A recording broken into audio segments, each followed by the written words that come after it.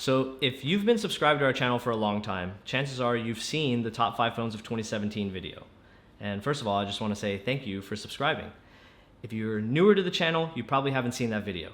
The takeaway is the Samsung Galaxy Note 8 tied with the iPhone X as best phone of 2017 in my opinion. Now, this year Samsung brought out the Note 9 and it starts at $1,000. And at the end of the day, you guys watch these videos to figure out if the phone in question is worth you paying your hard-earned cash for it. Well, let's take care of that question right now. Yes, I do believe the Galaxy Note 9 is worth its $1,000 price tag. Now, for those of you who are interested in the details, we're going to talk about it. So let's get into it. So just a quick recap of the Galaxy Note 8. It was a phone that had an incredible build quality, really good camera, okay battery life. That was probably one of its biggest pain points. It had okay to good software, with the only exception there being you kind of have to see how long software updates go. And the screen itself is absolutely phenomenal. So the Note 9 takes all that stuff from the Note 8, improves the pain points, but also improves what was really good about it.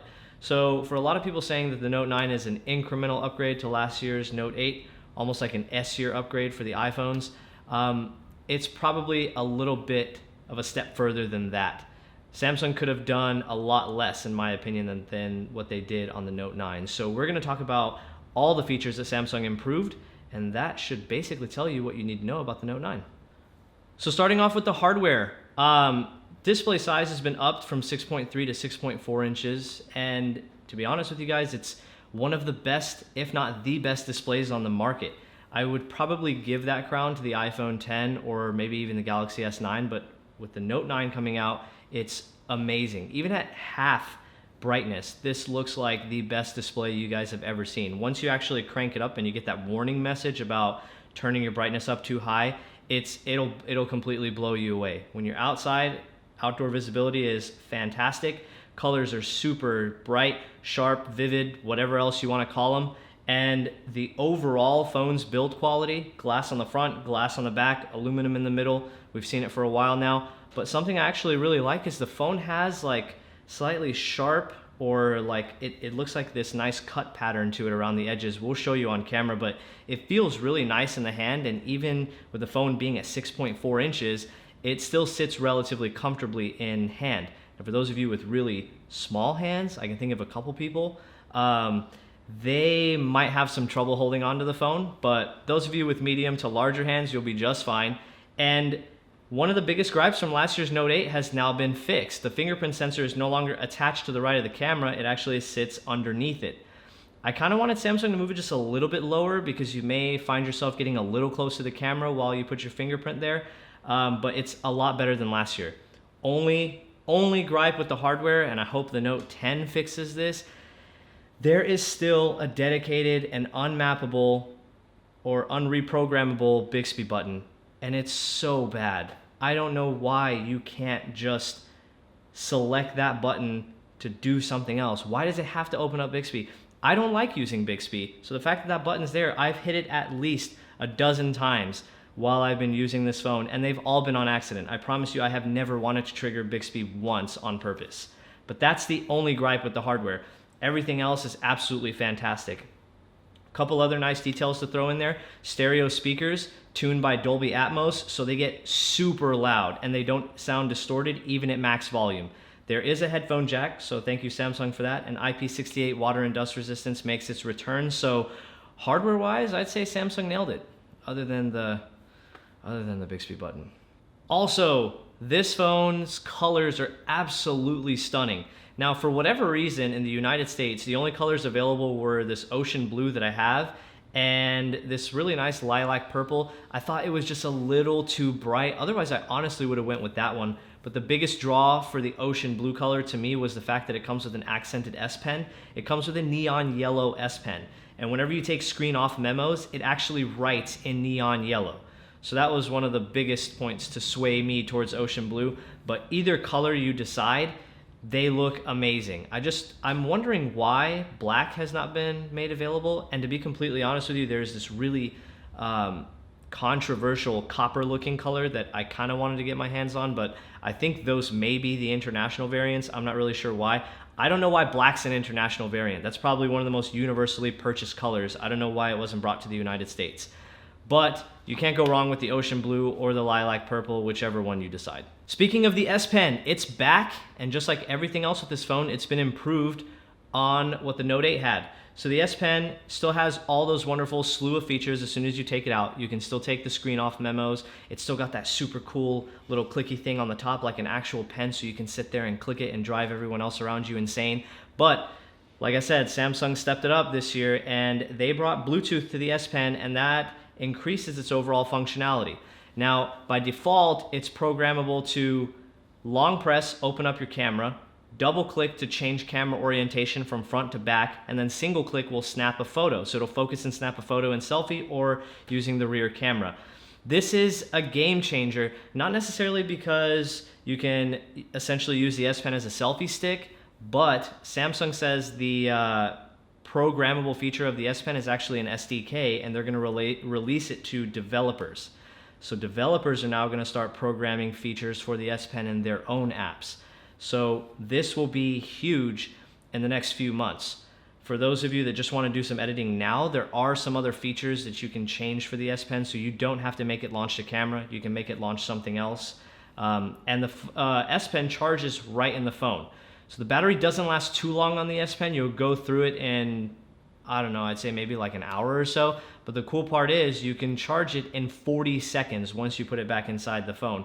And everything else that you need, not related to Bluetooth, like writing on the screen or taking notes, you can do that even with the battery being completely dead. So it keeps all the previous year's functionality and adds new functionality that you get back after 40 seconds of charge. So it all seems really good to me. S Pen, big thumbs up. Now, another area where the Note absolutely shines is performance.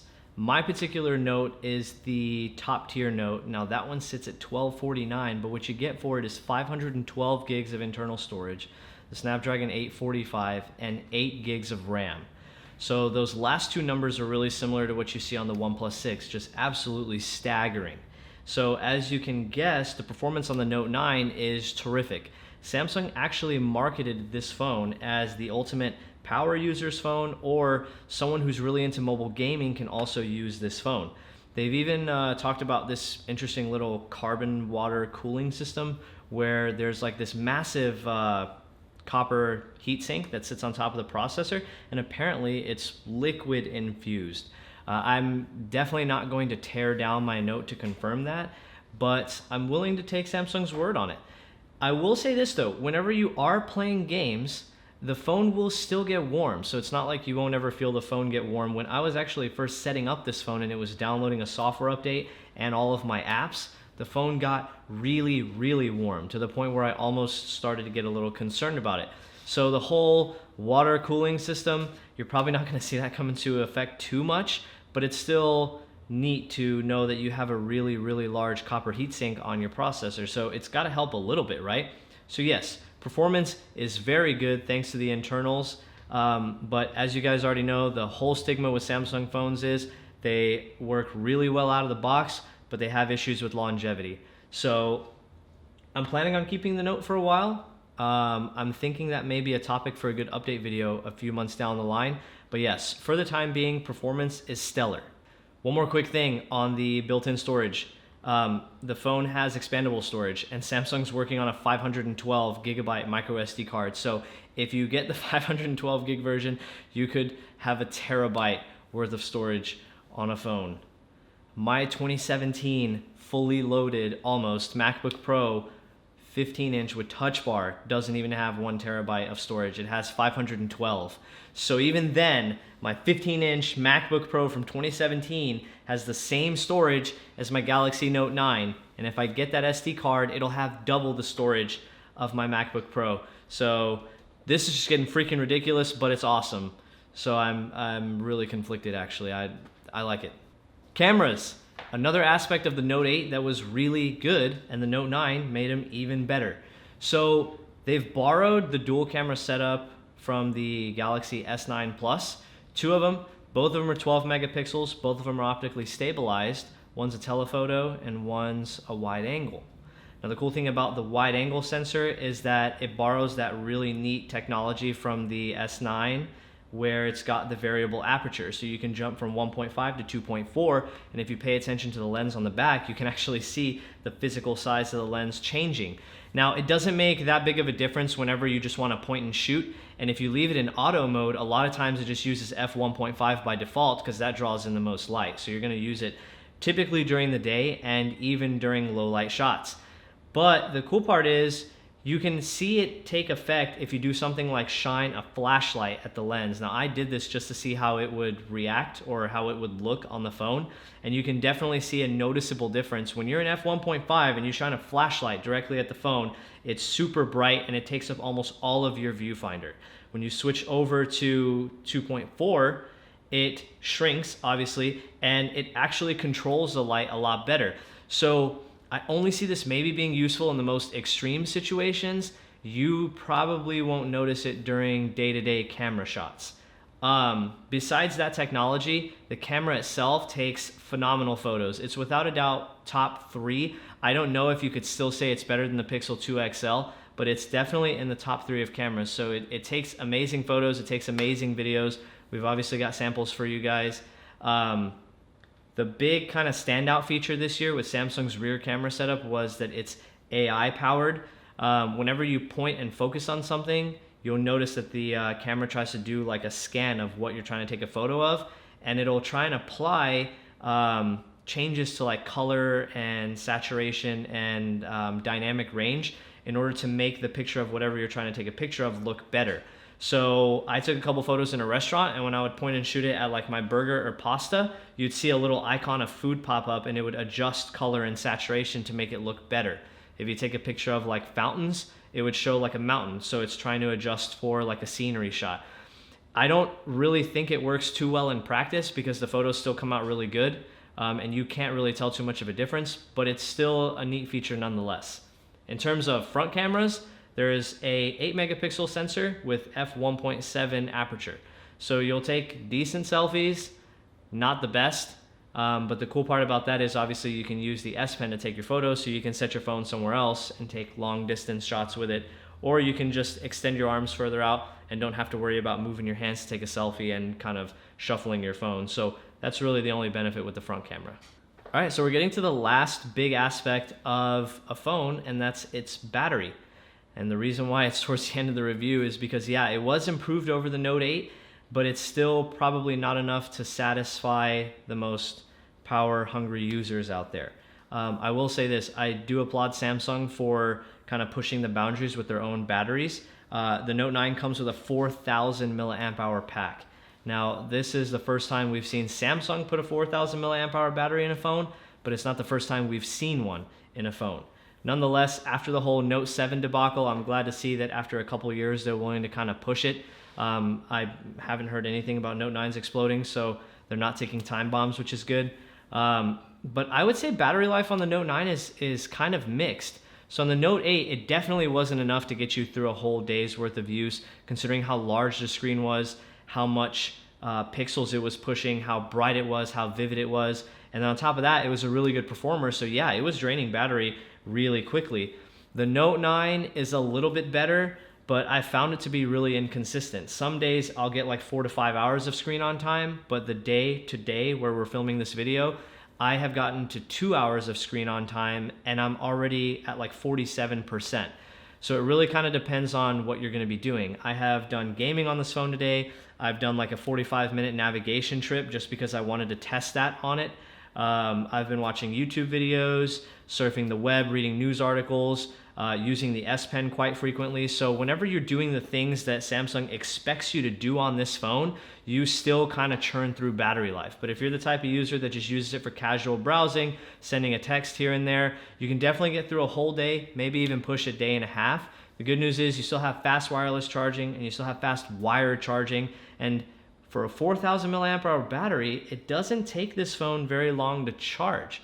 So that's definitely a plus. But yeah, battery's improved, Not to a point where it'll make you super happy, but an improvement is an improvement nonetheless, so we'll still take it. So that just about does it. I think we've covered everything we need to cover, and the Galaxy Note 9 is basically as close to the complete smartphone package as you could possibly get right now. So you get a fantastic display. I believe the resolution is 2960 by 1440, and it's got a 514 pixel per inch density. So yeah, the screen on it is phenomenal. You're gonna get incredible performance thanks to 8 gigs or 6 gigs of RAM. Regardless of which package you choose, it's gonna be great. And you can definitely use it for gaming. I don't play Fortnite, but that's a Galaxy exclusive right now. And there are some people here in the studio that play Fortnite.